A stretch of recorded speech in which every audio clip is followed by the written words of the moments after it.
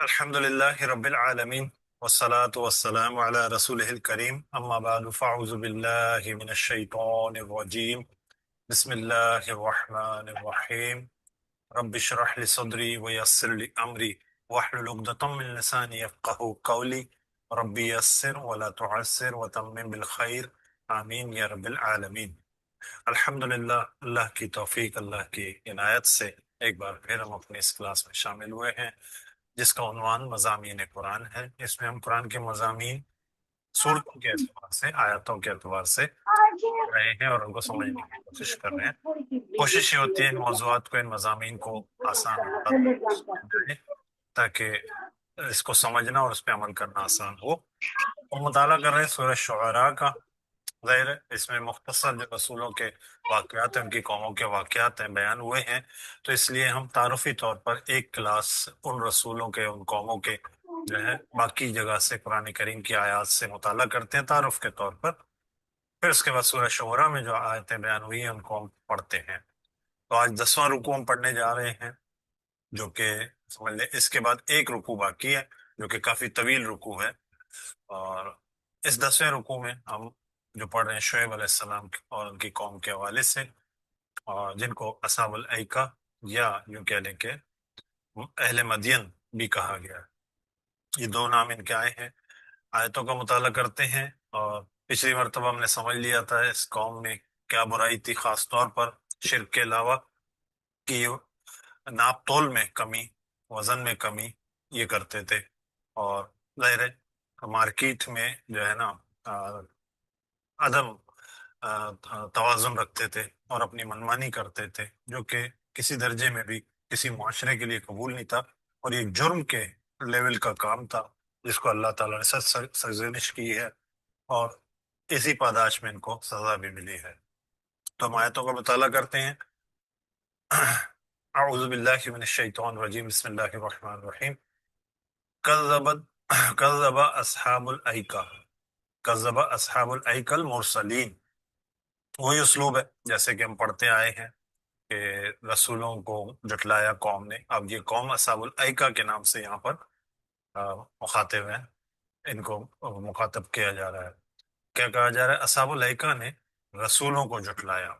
پھر دہرا دوں، ایک رسول کو جٹلانا گویا کہ اللہ تعالیٰ کی تمام تر تعلیمات کو، رسولوں کی تعلیمات کو جٹلانا ہے۔ تو مرسلین کا لفظ آتا ہے جمع کے صیغے میں، یعنی کہ سارے رسولوں کو جٹلا دیا۔ اذ قال لهم شعیب، جب کہا ان سے شعیب علیہ السلام نے۔ اس کو میں نے انڈرلائن کیا ہے، اس پہ انشاءاللہ بات کریں گے، تھوڑا سا مختلف باقی آیتوں سے یہ ہے۔ اذ قال لهم شعیب الا تتقون، جب شعیب علیہ السلام نے ان سے کہا کیا تم ڈرتے نہیں ہو؟ انی لکم رسول امین، بے شک میں تمہاری طرف ایک امانت دار رسول، یعنی کہ جو اللہ کا پیغام ہے وہ میں امانت کے ساتھ تم تک پہنچانے والا ہوں۔ فاتقوا اللہ واطیعونی، لہٰذا تم اللہ سے ڈرو اور میری اطاعت کرو۔ وما اسألکم علیہ من اجر، اس پر میں تم سے کوئی اجر طلب نہیں کرتا، کوئی اجرت نہیں مانگتا۔ ان اجری الا علی اللہ علی رب العالمین، میرا اجر تو صرف رب العالمین کے ذمہ ہے۔ یہ وہی اسلوب ہے، ہر رسول ابتدا میں اپنی قوم کو یہی دعوت پیش کرتا ہے۔ اب دیکھیں دعوت بھی وہی ہے تمام رسولوں کی، اس لیے ایک کو جٹلانا تمام کو جٹلانے کے مترادف ہے۔ اب جو ان کا جرم تھا، اصحاب الایکہ کو، حضرت شعیب علیہ السلام ان کو دعوت دے رہے ہیں اور اسی اصلاح کی کوشش کریں۔ فرما رہے ہیں اوفوا الکیل، اوفوا الکیل ولا تکونوا من المخسرین، اور پیمانے ٹھیک بھرو، کسی کو گھاٹا نہ دو، مطلب نقصان میں نہ ڈالو، خسارے میں نہ ڈالو۔ وزنوا بالقسطاس المستقیم، قسطاس ترازو کو کہتے ہیں عربی میں، اور ٹھیک ترازو سے تولو، مستقیم یعنی کہ وہ صحیح ترازو، سیدھے ترازو سے تولو، وزن کرو۔ ولا تبخسوا الناس اشیاءهم ولا تعثوا في الارض المفسدين، في الارض مفسدين، اور تم جو ہے لوگوں کو ان کی چیزیں کم کر کے نقصان نہ دو، گویا کہ یہ زمین میں فساد پھیلا رہے ہیں۔ تو اللہ تعالیٰ آگے یہ بات کر رہے ہیں کہ زمین پہ فساد مت پھیلاؤ۔ حضرت شعیب علیہ السلام ان کو یہ بتا رہے ہیں کہ یہ فساد پھیلانے کے مترادف ہے کہ تم لوگوں کو کم تولتے ہو، ان کو نقصان دیتے ہو۔ وَاتَّقُوا الَّذِي خَلَقَكُمْ والجبلت الاولین، اور ڈرو اس ذات سے جس نے تمہیں پیدا کیا ہے، تمہیں تخلیق کیا ہے، اور تم سے پہلے کی نسلوں کو بھی پیدا کیا ہے۔ پھر انہوں نے جواب دیا، اب وہ وہی انداز رسول کے ساتھ ہے، سمجھ لیں وہ رسول کی تکذیب کہہ لیں یا رسول کے ساتھ مذاق کہہ لیں، اس کو ہلکا لینا، اس چیز کو کہ عذاب، کوئی عذاب ہے کیا، لا کے دکھا دو۔ وہی اسلوب ان کا بھی تھا۔ قالو، ان سب نے کہا، انما انت من مسحرین، ان سب نے کہا کہ ہم تو تمہیں ایک سحر زدہ آدمی دیکھتے ہیں۔ وما انت الا بشر مثلنا، تم ہماری طرح کے ایک بشری ہو، ایک انسان ہی ہو۔ وَإِن نَظُنُّكَ لَمِنَ الْكَاذِبِينَ، اور ہم تو تمہیں گمان کرتے ہیں تم ایک جھوٹے ہو، کاذب ہو۔ فَأَسْقِطْ عَلَيْنَا، اور پس گرا دو ہم پر، کسفن من السماء، آسمان سے کوئی ٹکڑا، ان کنت من الصادقین، اگر تم واقعی اپنے قول میں سچے ہو۔ اب دیکھیں، ان کو یہ بات تو معلوم ہے کہ ٹھیک ہے عذاب آتا ہے، آ جائے، پچھلی قوموں کا پتہ ہوگا، ٹھیک ہے ہم پر بھی گرا دو کوئی آسمان کا ٹکڑا، اگر تم واقعی اپنے دعوے میں سچے ہو، واقعی ایک رسول ہو، صادق ہو۔ شعیب علیہ السلام نے اس بات کی وضاحت کی۔ اچھا، یہاں پھر میں بات کہوں کہ ہمیں آیات مستقل چل رہی تھی، قرآن بہت مختصر جو مقصود ہے وہی بیان کرتا ہے۔ یقیناً انہوں نے بارہا اس کی نصیحت کی ہوگی، وہ جھٹلاتے رہے ہوں گے، اور آخری حد یہ ہوگی کہ انہوں نے بالکل ہی جھٹلا دیا، اب مان کے نہیں دے رہے، اب وہ یہ کہہ رہے ہیں کہ ٹھیک ہے عذاب لے آؤ۔ عذاب کا معاملہ وہ اللہ کے ہاتھ میں ہے، الرسول یہی بتاتا ہے۔ یہاں بھی شعیب علیہ السلام یہی بات کر رہے ہیں، قال ربی اعلم بما تعملون، میرا رب خوب جانتا ہے جو تم کر رہے ہو، یعنی کہ اللہ کے علم میں ہے تمہاری حرکتیں، وہ سب کچھ اچھی طرح جانتا ہے۔ فَكَذَّبُوهُ، تو انہوں نے اسے جھٹلا دیا۔ فَأَخَذَهُمْ عَذَابُ يَوْمِ ذُلَّةٍ، پھر ان کو آ پکڑا ایک دن کے عذاب نے جو سائبان کا تھا، ان کے ایک بادل کہہ لیں، ایک سایہ کہہ لیں، جو مستقل ان کے سر پہ رہا یہاں تک کہ وہ قوم ہلاک نہ ہوئی، یعنی کہ وہ برسا بھی ہوگا، مستقل ان پہ یہ برستا رہا، عذاب رہا۔ بہرحال لفظ استعمال ہوا ہے ذلہ، یعنی کہ سایہ، سائبان۔ انہ کان عذاب یوم عظیم، بے شک یہ بہت بڑا دن، بڑا ہی خوفناک دن کا، بہت ہی بڑے دن کا عذاب تھا ان کے اوپر۔ آخر میں وہی آیتیں جو ہر رسول کے قصے کے اختتام میں پڑھتے ہیں، شعیب علیہ السلام کے قصے کے اختتام میں بھی وہی آیتیں ہیں جو کہ ہم پہلے رکوع سے پڑھتے آ رہے ہیں، اور یہ آخری مرتبہ آخری رسول کے بھی معاملات وہی ہیں، وہ کہ یہ ہمیں بتایا جا رہا ہے، بار بار یہ بات دہرائی جا رہی ہے، ان فی ذلک لآیہ، بے شک یہ ایک بہت بڑی نشانی ہے، وما کان اکثرهم مؤمنین، اکثر اس کو مانتے نہیں ہیں، اکثر اس کے ماننے والے نہیں ہیں، ایمان نہیں لاتے۔ وَإِنَّ رَبَّكَ لَهُوَ الْعَزِيزُ الرَّحِيمُ، تیرا پروردگار، یقیناً تیرا پروردگار پکڑ سکتا ہے، زبردست ہے، طاقتور ہے، اور رحیم، لیکن رحم کا معاملہ کرتا جا رہا۔ اب یہ ان کے ساتھ تو رحم کا معاملہ نہ ہوا، ہمارے ساتھ آج تک ہے، تو یہ عبرت، یہ نصیحت ہمارے لیے ہے۔ الحمدللہ یہاں شعیب علیہ السلام کا قصہ اپنے اختتام کو پہنچا۔ ایک خاص بات جس کو میں نے انڈر لائن کیا تھا وہ میں آپ لوگوں کے سامنے رکھنا چاہوں گا، یہ قرآن کا اعجاز ہے، جسے ہم کہتے ہیں نا معجزہ، الفاظ کے اعتبار سے۔ اس بات کو سمجھنے کے لیے پہلے ہم اس چیز کو سمجھیں، یقیناً آپ لوگ سب اس بات سے واقف ہوں گے کہ، بلکہ ایک سوال ہے کہ قرآن جو ہے تحریری طور پہ نازل ہوا یا تقریری طور پر، یعنی کہ زبانی نازل ہوا؟ اور یہ ہم سب جانتے ہیں تقریری طور پر۔ اچھا، تقریر کیا ہوتی ہے؟ مطلب میں اس وقت جو بات کر رہا ہوں ایک تقریر ہے یہ، تو تقریر میں ہوتا ہے کہ بندہ کوئی بات ڈبل بھی کہہ دیتا ہے، غلطی بھی کرتا ہے، پھر اپنے الفاظ کی تصحیح بھی کرتا ہے، اور پھر اس کو مطلب دہراتا رہتا ہے، یا کوئی بات غلط کہہ جاتا ہے، کوئی جملہ منہ سے غلط نکل جاتا ہے۔ تقریر میں یہ پاسبلٹیز ہیں، جبکہ تحریر میں یہ نہیں ہوتا۔ تحریر یہ ہوتا ہے اس کو مطلب ترتیب کر کے لکھا جاتا ہے، کوئی غلطی ہوتی ہے اس کو صحیح کر کے پھر پیش کیا جاتا ہے۔ قرآن تحریر میں نازل نہیں ہوا، تقریر میں نازل ہوا، اور اس میں پاسبلٹی ہوتی ہے نا تقریر میں کہ کوئی آگے پیچھے ہو جائیں الفاظ، مطلب ہم عام طور پہ ترجمہ بھی جیسے کرتے ہوئے ایک لفظ کے کئی معنی نکلتے ہیں تو ہم مختلف معنی بھی کر دیتے ہیں، یا دو الفاظوں کے ایک ہی معنی نکلتے ہیں تو ہم ایک ہی لفظ استعمال کر رہے ہوتے ہیں۔ تو قرآن اپنے اس مطلب معجزے کے ساتھ کہ جہاں جس لفظ کی ضرورت ہے اس کا استعمال کرتا ہے، یہ پاسبل نہیں ہے تقریر میں، اسی لیے تو کہا جاتا ہے کہ اللہ کا کلام۔ اسی لیے تو بڑے بڑے وہ جیسے کہتے ہیں دانشور جو کہ کتابوں کا علم رکھتے تھے، انہوں نے اس پہ تحقیق کی اور آخر یہ بول پڑے کہ یہ انسانی کلام نہیں ہے۔ یہ اس وقت بھی تھا جب نبی کریم صلی اللہ علیہ وسلم کا دور تھا، اور آج بھی یہ معجزات ہم دیکھتے ہیں کہ لوگ صرف قرآن کو ہی پڑھتے ہیں، اس کے الفاظ پہ غور کرتے ہیں اور یہ کہہ اٹھتے ہیں کہ یہ اللہ کا ہی کلام ہو سکتا ہے۔ تو یہ اعجاز ہے قرآن کا، یعنی کہ اب ہم جو بات کرنے جا رہے ہیں، جو سمجھنے جا رہے ہیں، یہاں پر ایک معجزے سے ہم گزرے ہیں جو اکثر احساس نہیں ہوتا ہمیں۔ ہم نے پہلے جو قوم تھی جس میں یہ الفاظ آئے تھے اخوہم کے، تو وہ نوح علیہ السلام کی قوم تھی۔ کیا کہا تھا؟ اذ قال لهم اخوہم نوح الا تتقون، نوح علیہ السلام ان کے بھائی نے ان سے کہا کہ کیا تم ڈرتے نہیں ہو؟ اسی طرح دوسری قوم جب یہ بات آئی اخوہم ہود، ہود علیہ السلام کو بھی ان کا بھائی کہا گیا۔ پھر اسی طرح صالح علیہ السلام کو بھی ان کا بھائی کہا گیا۔ پھر اسی طرح لوط علیہ السلام کو بھی ان کا بھائی کہا گیا۔ شعیب علیہ السلام کے معاملے میں اللہ تعالیٰ نے بھائی کا لفظ استعمال نہیں کیا۔ اذ قال لهم شعیب الا تتقون، اخوہم بیچ میں سے غائب ہو گیا۔ اب آپ کہیں گے کہ ممکن ہے شعیب علیہ السلام ان کے بھائی نہ ہو، جب بھائی سے مراد ان کی قوم میں سے ہے۔ اب پچھلی نشست میں ہم پڑھ چکے ہیں جب ان سے کہا گیا وَإِلَىٰ مَدْيَنَ أَخَاهُمْ شُعَيْبًا، مدین کی نسبت دی گئی، یعنی کہ اس علاقے کی نسبت دی گئی، تو ان کو کہا گیا اخاہم شعیبا، ان کے بھائی شعیب نے، ان کے بھائی شعیب ان کی طرف گئے۔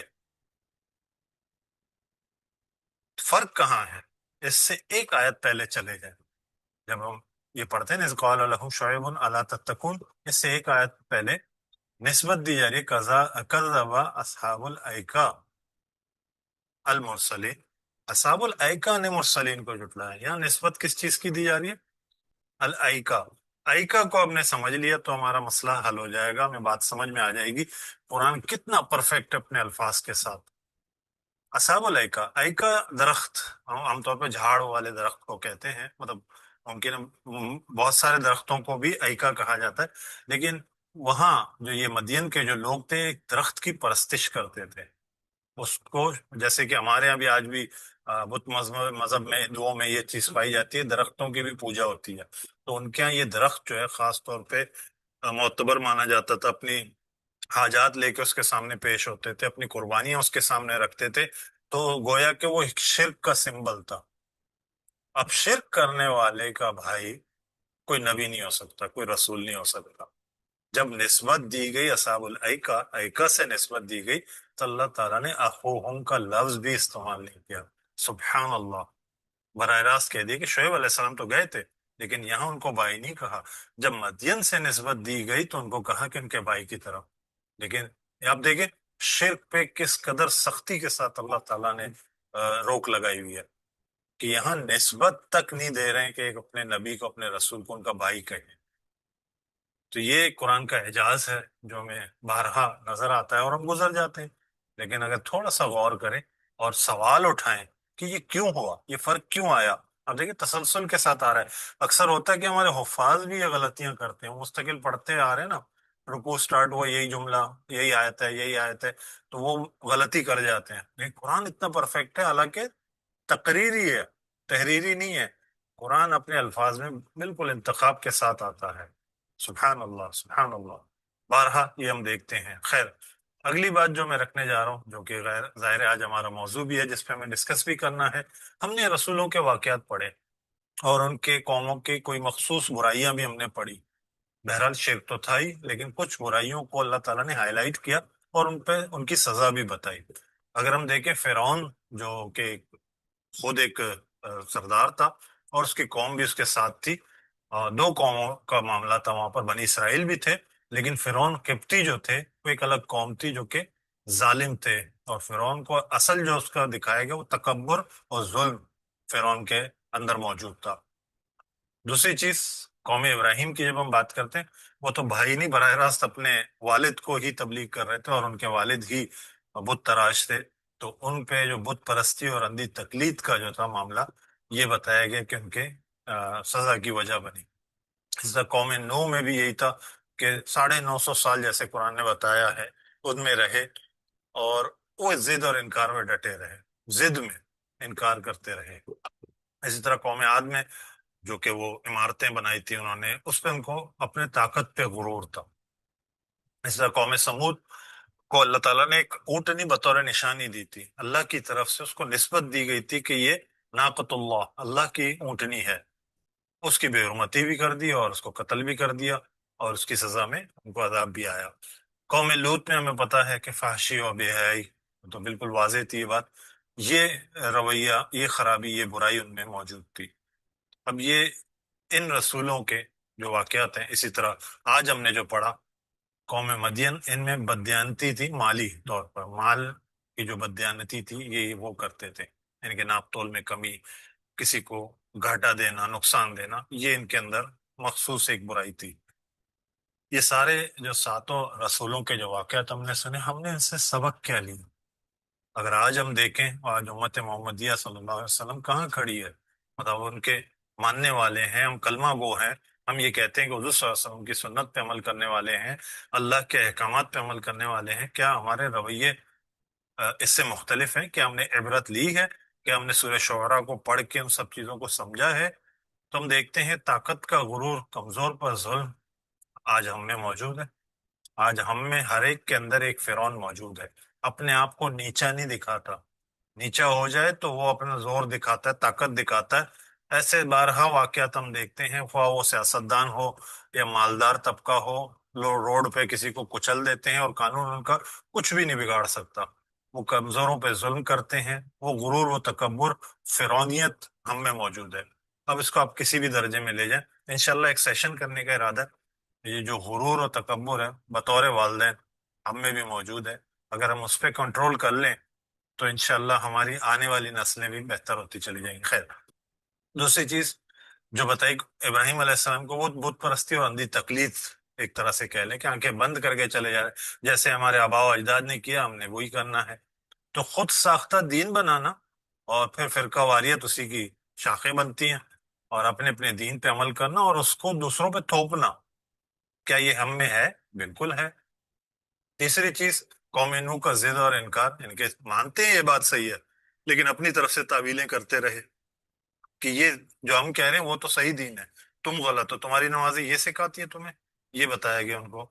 جیسے دین کی جو سیدھی بات ہے اس کے نہیں مانتے تھے، تعویلیں کرتے تھے۔ کیا ہم کرتے ہیں؟ ہم بھی تعویلیں کر رہے ہوتے ہیں، ہم سیدھی بات ہوتی ہے ہم اس کو بہانے بنا کر، ایون کہ قرآن کی آیات کے ترجمے میں فرق کر کے ہم تعویلیں بنا رہے ہوتے ہیں، اللہ معاف فرمائے۔ تو یہ برائی بھی ہم میں کسی درجے میں موجود ہے۔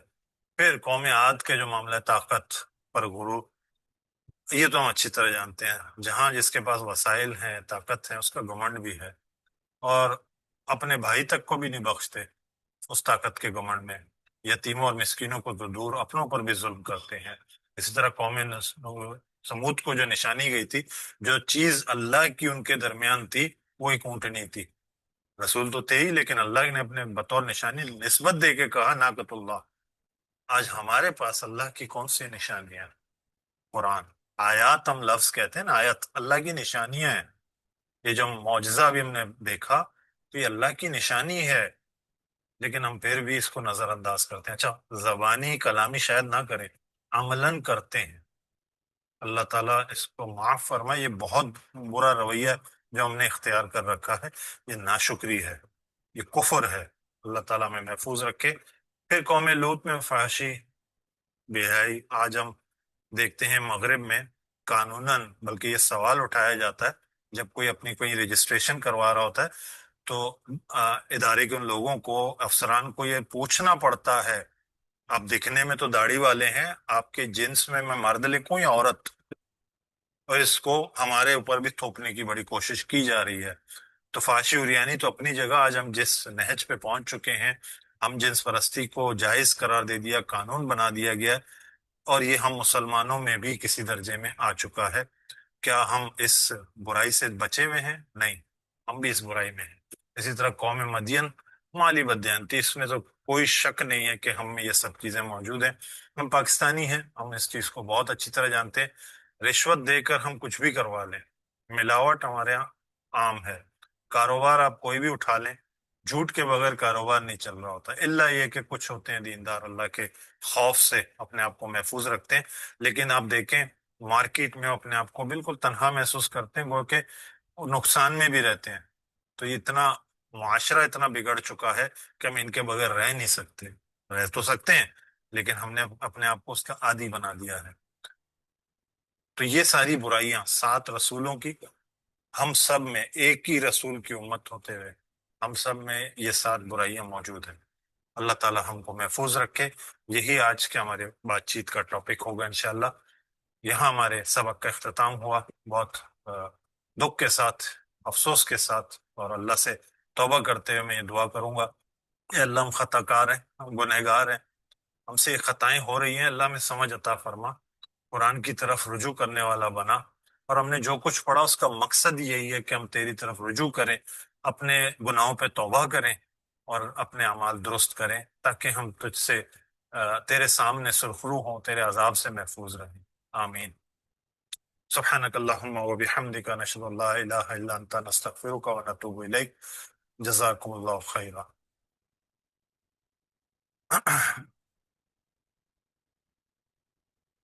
جی، کوئی تبصرہ، کوئی سوال؟ ہاں، چونکہ اب ہمارے پاس جتنا وقت ہے ہم اس میں گفتگو کریں گے اس حوالے سے، پچھلی مرتبہ مکمل نہ کر سکے۔ سرفراز بھائی۔ جی السلام علیکم۔ اچھا، میں اس میں تھوڑا سا ایڈ کرنا چاہوں گا کہ لاسٹ ٹائم بھی تھوڑا سا رہ گئی تھی بات، لیکن خیر میں کوشش کرتا ہوں کہ میں جلدی سے کور کر لوں۔ دیکھیں، اس میں جو آپ نے ایک بات کہی کہ جب یہ اللہ تعالیٰ نے یہ ساری جو مثالیں نبیوں کے ذریعے قرآن میں بیان کی ہیں تو اس سے ہمیں نصیحت لینے کی ضرورت ہوتی ہے، اور اس میں آج کے زمانے کے اوپر ان اصولوں کو ہمیں اپلائی کرنا ہوگا۔ جیسے آپ نے کہا کہ ناپ تول، تو جب لینے دینے کا معاملہ آتا ہے تو اس میں ہم جیسے خاص طور پہ اکثر یہ ہوتا ہے لوگ سود کو اور رشوت کو اور اس کے درمیان ڈفرینشیٹ نہیں کر پا رہے ہوتے، اور ظاہر ہے کہ جو اس وقت کا جو سود تھا اور آج کا جو سود ہے اس میں بہت ساری ڈیٹیل آ جائیں گی۔ میں بہت زیادہ ڈیٹیل میں نہیں جانا چاہتا، لیکن میں یہ بتانا چاہوں گا کہ جیسے آپ کسی کو کوئی رقم دیتا ہے تو اس کے اندر اب آج کے زمانے کے حساب سے اگر وہ 2 سال یا 5 سال بعد ریٹرن کرے تو یہاں پر اصول یہ دیکھنا چاہیے کہ جو اس کی ویلیو ہے وہ 5 سال بعد اگر وہ اس نے اگر 5 سال پہلے 5 لاکھ روپے لیے تھے تو وہ 5 لاکھ ہی اگر لوٹاتا ہے تو اس کے ساتھ ظلم ہوگا جس نے اس کو لون دیا تھا۔ تو وہاں پہ ہمیں یہ دیکھنا ہوگا کہ جو انفلیشن ہے وہ اس کو کور کر کے لوٹائے، یا اس کو لنک کرے کسی کے ساتھ، کسی کرنسی کے ساتھ لنک کرے یا انفلیشن کے ساتھ لنک کرے۔ تو ان چیزوں کو ہمیں دیکھتے ہوئے جو ہے کوشش یہ کرنی چاہیے کہ جو اللہ تعالیٰ نے اصول بتائے ہیں اس کے مطابق ہم اپنے آپ کو اپنی زندگی کو ڈھالیں۔ اور جیسے آپ نے بتایا کہ آج کل جیسے بزنس کرتے ہوئے جو لوگوں میں جو رجحان، آپ نے بالکل صحیح پوائنٹ آؤٹ کیا کہ ہمارے معاشرے میں یہ چیز ہو چکی ہے کہ ایون یا گورنمنٹ کے دفاتر ہوتے ہیں اس میں لوگ ایون میں نے دیکھا ہے کہ بینکس میں تو پیسے کرنٹ اکاؤنٹ میں رکھ رہے ہوتے ہیں کہ جی وہ سود ہو جائے گا اور فلاں ہو جائے گا، لیکن رشوت لینے میں ان کو کوئی یار نہیں ہوتا، حالانکہ رشوت اس سے بڑا گناہ ہے۔ وہ اس کو ریئلائز ہی نہیں کر رہے ہوتے کہ بھائی یہ تو بڑا گناہ ہے اس سے، تو وہ بات اس کو سمجھ ہی نہیں اڑتے۔ تو آج کل کے زمانے میں جو ہمارے یہاں ایون جو لوگ تبلیغ کرتے ہیں یا جو لوگ منبر محراب پہ بیٹھے ہوئے ہیں وہ ان باریکیوں کو تدبر نہیں کرتے قرآن کے اوپر اور اس کے حساب سے بتاتے نہیں ہیں۔ اسی لیے آپ دیکھیں مسلمان قوم کتنی پیچھے چلی گئی ہے، مطلب اخلاقی طور پہ پستی میں گر گئی ہے، اور اگر نبوت ہوتی تو اس صورت میں ہمارے اوپر شاید عذاب آ جاتا، کیونکہ نبوت کی موجودگی میں اگر یہ چیز ہو رہی ہوتی تو اللہ تعالیٰ حجت تمام کر دیتا اور عذاب لے آتا۔ یہ تو اب نبوت کا باب ختم ہو چکا ہے، اللہ تعالیٰ نے نبوت کا باب ختم کر دیا، تو اس سے ہمیں ہمارے لیے ایک طریقے سے بلیسنگ ہے کہ ہم بچے ہوئے۔ تو یہ میرا کچھ تھوڑا سا بہت تبصرہ تھا۔ شکریہ، بہت شکریہ سرفراز بھائی، جزاکم اللہ خیرہ، بالکل صحیح کہا۔ نبوت کہہ لیں کہ رسول کہہ لیں، اگر آج ہمارے درمیان کوئی رسول ہوتا تو ہمارا بھی انجام یہی ہونا تھا۔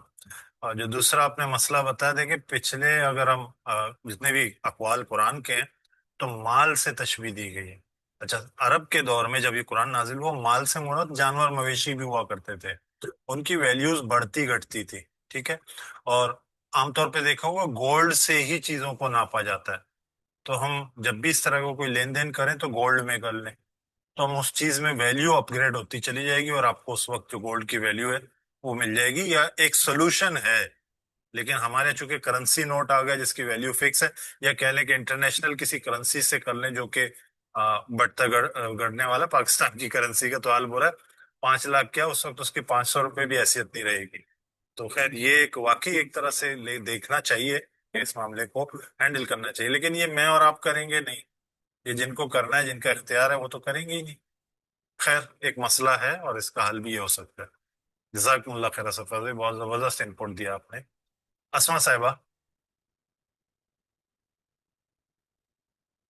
ہاں جی سر، وہ بس جو آپ نے ابھی ان کی جواب دے دیا بھائی کا، تو وہی میں جو میری اپنی نالج تھی وہ یہی تھی کہ وہ یہی کہتے ہیں کہ پیسے کے بدلے میں آپ پیسے اضافی نہیں لے سکتے.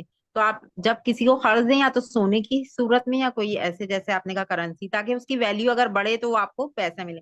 لیکن آپ پیسے کے بدلے میں زیادہ پیسے نہیں لے سکتے، تو یہ وہ سود میں آ جائے گا. اور دوسری بات یہ، جیسے آپ نے قوم سمود کو ایک نشانی ملی اونٹنی، تو ہمارے لیے کیا نشانی ہے؟ ہمارے لیے یہ نشانی ہے قرآن.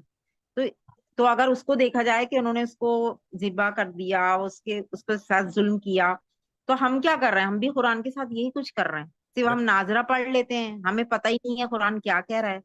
ہم کتنا مطلب ہمیں تو اسی کے مطابق زندگی گزارنی ہے، لیکن ہم تو، مجھے نہیں لگتا کہ ابھی میں آ کے اس طرف آئی ہوں، لیکن پہلے تو یہ سب کچھ نہیں تھا. تو واقعی ہم تو نارمل بس نماز پڑھ لی، روزہ رکھ لیا، باقی کچھ پتہ ہی نہیں تھا. اب جب پتہ چلا تو واقعی اب دیکھیں تو اگر ہم اس نشانی کو نہیں ابھی بھی نہیں اپنائیں گے تو پھر ہم تو وہیں کھڑے ہیں جہاں قوم سمود کھڑی تھی. صحیح کہہ رہے ہیں، صحیح کہہ رہے ہیں. اور دوسرا یہ کہ جو عذاب ابھی آ رہے ہیں، ابھی حضرت شعیب کا جو قصہ تھا اس میں آسمان پہ وہ جو سائبان بن گیا، تو اب جب میں اس سے ریلیٹ کر رہی ہوں تو ایسا لگ رہا ہے کہ جیسے ابھی یہ کلاؤڈ برسٹ ہو رہا ہے، تو وہ اسی کا ایک مطلب ہمیں بتایا جا رہا ہے کہ بس کر دو، بہت ہو گیا، اپنے آپ کو سدھار لو. لیکن ہم نہیں سدھار رہے. بس یہی سب کہنا ہے. جی بہت شکریہ، جزاکم اللہ. بہترین انپٹ دیا آپ نے، اللہ آپ سے راضی ہو. یہی حقیقتیں ہیں اور ہمیں معلوم بھی ہیں. تو کیا ہمیں یہ کوشش کرنی نہیں چاہیے کہ قرآن کو اوپر لائیں، قرآن کی ہی بات مانیں، قرآن کو ہی آگے لے کے چلے؟ تو یہ ہم کرنا چاہیے ہمیں. باقی ایک فرق ہے عذاب کا، عذاب ہے یہ تنبیہات ہیں. رسول جب آتا ہے وہ عذاب پوری قوم کو لے ڈوبتا ہے جو منکر ہوتے ہیں، ختم کر دیتا ہے. اور نئے سرے سے ایک نئی قوم آتی ہے جو کہ ماننے والے ہوتے ہیں، ان کی قوم. ہم پر کہہ لیں کہ نبی کریم صلی اللہ علیہ وسلم کی وہ دعا، ہم جس کے اپنے نیچے اپنے آپ کو چھپاتے ہیں، تنبیہات تو آ رہی ہیں، وارننگز تو ہیں، لیکن ہم اپنے آپ کو نیچا دکھاتے ہیں. ہم یہ سمجھتے ہیں کہ ہم بچے ہوئے ہیں، ہم محفوظ ہیں، ہمیں کچھ نہیں ہوگا. ہمارے سامنے سب کچھ ہوگا. اللہ ہمیں محفوظ رکھے. بہت شکریہ.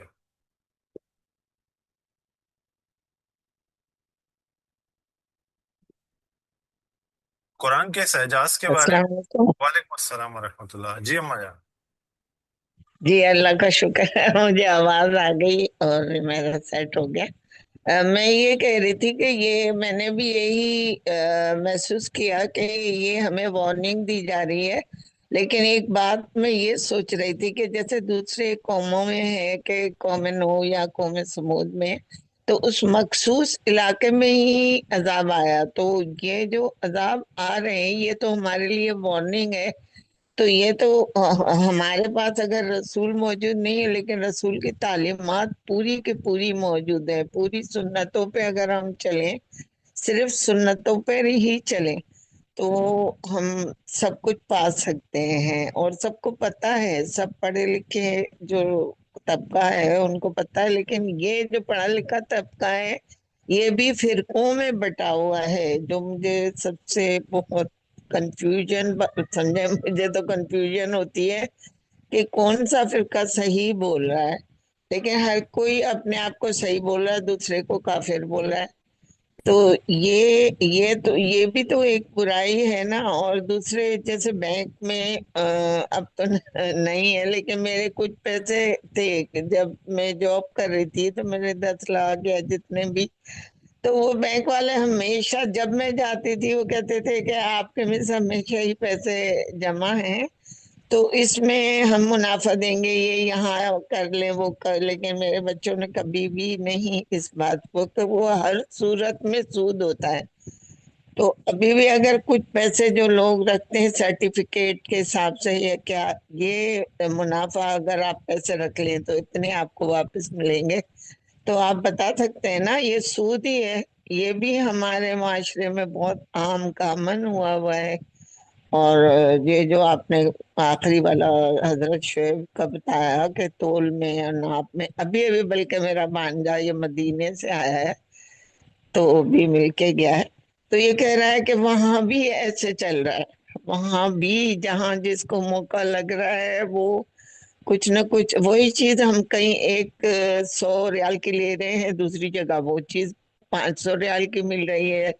وہ بھی انجینئر ہے، جاب پہ ہے ماشاءاللہ، چھوٹا یہ بچہ ہی ہے میرے بھانجی کا بیٹا۔ تو جی وہ کہہ رہا ہے کہ اب ہم تو نئے ہیں، جیسے وہاں گئے ہیں تو ہمیں اتنا اندازہ نہیں تھا کہ اتنا فرق ہوگا کہ ایک جگہ ایک چیز ہمیں 100 ریال کی مل رہی تو دوسری جگہ 500 ریال کی مل رہی ہے۔ مدینے کا حال ہے۔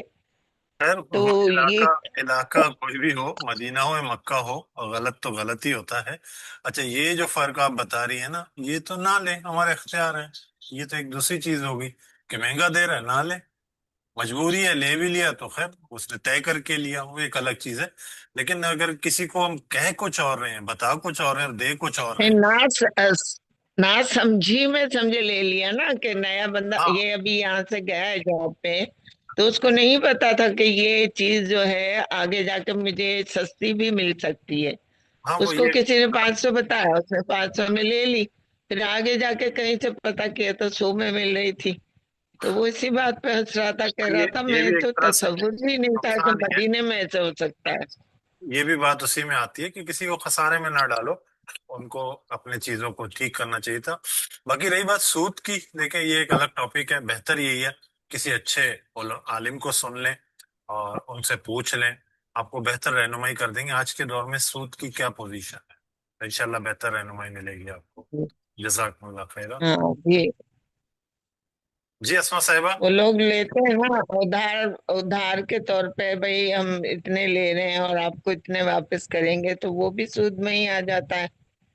میں یہ میرے کہہ رہا ہوں، خیال آپ میں تو کسی وہ سود مفتی، میں ہی کسی آتا بہتر عالم سے آج کے دور کے حساب سے، اپنی سچویشن کے حساب سے مسئلہ رکھیں، وہ آپ کو بہتر رہنمائی کریں گے اس پہ۔ ہے جی۔ مطلب جتنے بھی آپ نے پوائنٹ بتائے ہیں ماشاءاللہ سے، وہ سارے ہی تقریباً ہمارے پاس موجود ہیں۔ بے شک ہمارے پاس رسول موجود نہیں، لیکن رسول کی تعلیمات تو ہے نا، موجود ہے، ہم بالکل اگر آنکھیں کھلی رکھیں تو ہمیں سب مل جائے گا۔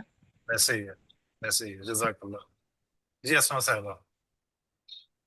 جی سر، وہ ابھی یہ ناپ تول کی بات آئی تو ابھی ایک ہفتے پہلے میں نے، میرے پاس تھوڑا سونا تھا تو وہ ہوا کہ یہ تو اتنا سا ہے تو چلے، وہ آج کل چل رہا ہے کہ چاندی لے لیں، تو وہ لانگ ٹائم کے لیے رکھنا تھا، تو ہاں میں نے سیل کیا۔ تو یقین کریں ہمیں تو پتہ نہیں ہوتا نا، مطلب کہ بھئی یہ سونے میں اتنے، میرا 21 کیرٹ کا سونا اس نے 18 کیرٹ کر کے دے دیا مجھے، مطلب پیسے مجھے 18 کیرٹ کے دیے۔ یہ تو بھی جب ہم، اور وہ اتنے جاننے والے، اتنے ایماندار، اتنے سب کچھ، اور میں اتنا حیران جب مجھے یہ سب، میں دھوکا کھا گئی۔ اس کے بعد مجھے ابھی 2 دن پہلے پتا چلا کہ یہ تم یہ کر کے آئی ہو، اور میں سر پکڑ کے بیٹھ گئی کہ دیکھیں ذرا آج کل کس پہ انسان اعتبار کرے، کسی پہ نہیں کر خیر، یہ تو معاملات ہیں، ہمیں تھوڑی سی سمجھداری بھی رکھنی پڑے گی، اور یہ سمجھداری ہمیں ہر چیز کے لیے آتی ہے، تھوڑا سا قرآن کے لیے بھی رکھ لیتے ہیں کہ قرآن میں بھی جو کوئی بات بتا رہا ہے ہمیں پہلے جا کے چیک کرنا چاہیے۔ آپ کو پہلے بھی بات کی